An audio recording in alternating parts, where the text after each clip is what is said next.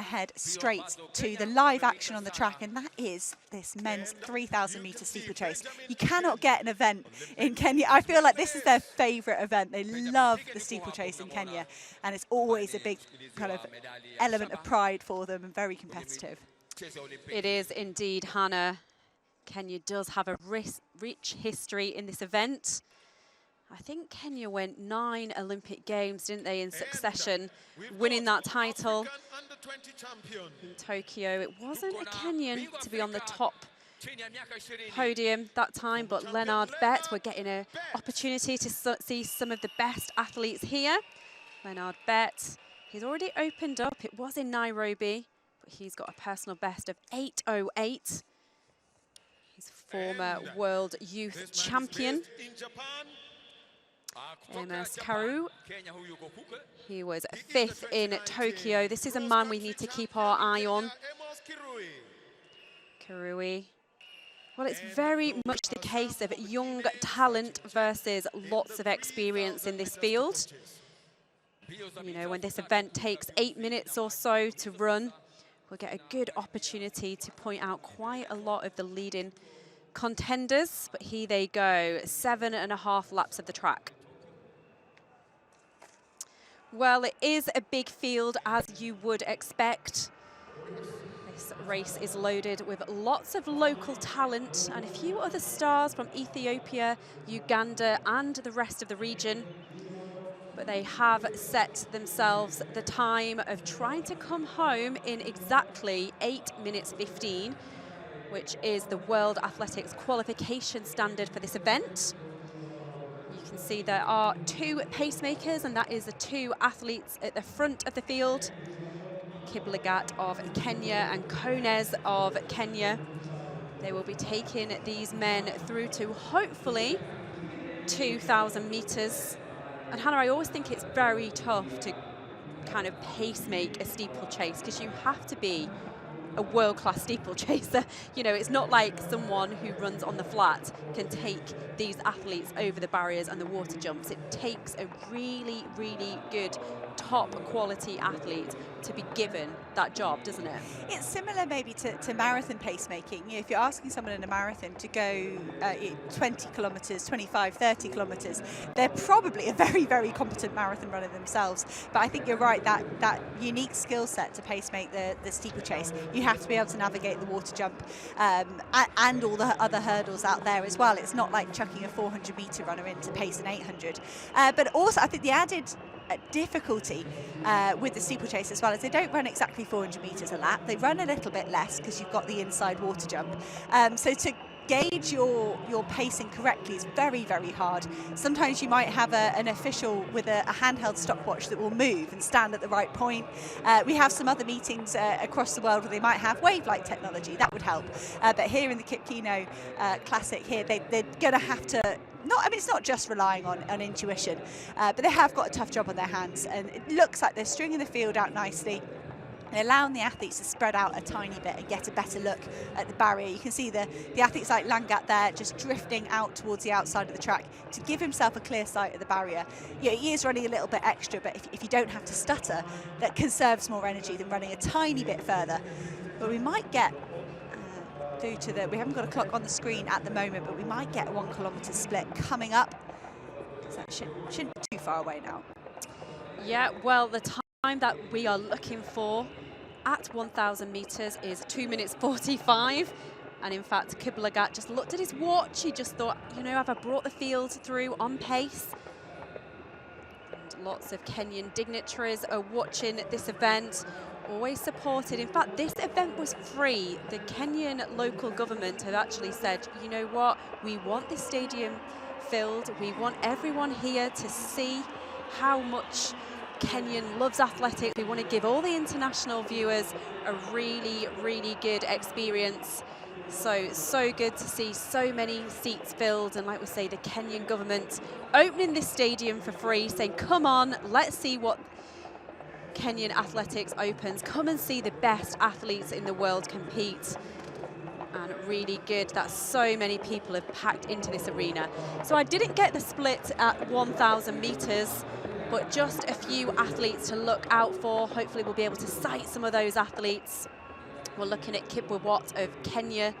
He's won this race 2 of the 3 times that this event has been staged.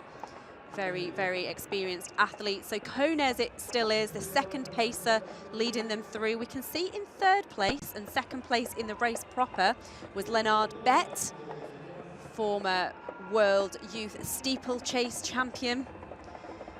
And talking about young talent, Amos is in this one. We know Kenya have got such rich history in this event, but he maybe is the future of steeplechasing. He won the World Junior Championships here in this stadium actually 2 years ago. And you can see Abraham Kipwat who is in 2nd place, Bet in 3rd. There's a little bit of a gap growing now. The pacemaker is still doing a really good job as the athletes look to follow this good early pace. These barriers are high as well. You get that good perspective and that shot on the water jump there. These aren't tiny barriers. They really have got to jump. They've got to be technical here. And Kenya were very, very good, very dominant on a global stage in men's steeplechasing, thanks to the likes of Benjamin Keegan, Constantius Kirui. But in the last few years, they've kind of had to make way for the likes of Soufiane El Bakali of Morocco and Lemecha Girma of Ethiopia. The Kenyans will be very, very, very keen to get themselves back on the top of that global podium as we look towards Budapest and the Olympic Games in Paris. To lose out to Ethiopia would be just gutting for these athletes. It's the same on the women's side as well. Very, very competitive. But El Bakali of Morocco has really put his name in the mix as well. You can see Bet and Kirui, nice tidy hurdling there as we are just down to the 1 pacemaker. Well, Hannah, you just mentioned Kirui there. He was the World Junior Champion over this distance. You know, we talk so many times, don't we? How many medals, and it's always the top of the podium for so many championships. Kenya have managed to get on top of that podium at world level, at Olympic medal level, and I'm just looking down this start list. So many of these Kenyan athletes have won or got a silver medal at world junior level. So it's very much a case of just following in that rich history. And another interesting thing to talk about is there's so many young athletes in this race. I think I've looked down the list. There's a 17-year-old, 3 19-year-olds, 1 20-year-old. And it is the current generation of Kenyan steeplechasers and this new generation where they're really hoping to get together and just reclaim the nation's glory event. So we saw a shot on the clock there, 5:55. I don't think that will be 2 kilometres because that would be a bit more pedestrian than you'd expect for these men. So they could still be operating, hopefully around that world qualification mark of 8:15. But we've talked about this altitude here. We're at 4,000 feet. A lot of these athletes will train and live at altitude, so it might not affect them as much as we might expect some other athletes that have travelled here to Nairobi, especially to compete. But it's still going to bite a little bit as the race progresses. As you can see, Bet just gathering himself on the outside here. He's got leg number 14 stuck to his thigh. And this group of 3 look like they're really trying to push on as they hit the bell. Well, they hit the bell with 400 metres to go in this Continental Tour Gold Men's 3,000 metre steeplechase from Nairobi. Kipwat is still there, Bet is there, Kirui is still there, Serum, Ketchumai, and it is Bet at the moment, still out in front.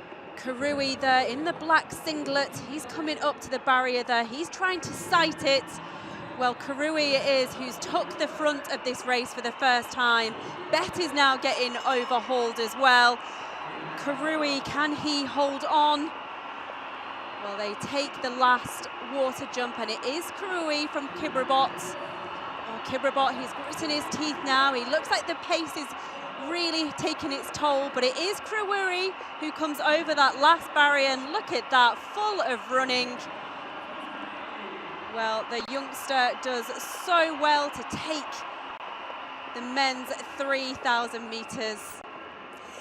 And that was brilliant. You can see that's the president, William Ruto of Kenya, just applauding sitting up there with some of the politicians and hopefully some local athletics experts to explain to him all the action he's seeing down there. But Kirui, that was a commanding win. He looked very good coming down the back straight. He was hurdling very nicely, very smoothly. That's what you look for when someone's trying to lift their pace and they're under intense fatigue. But Kirui there, just a turn of pace in the last 100 metres.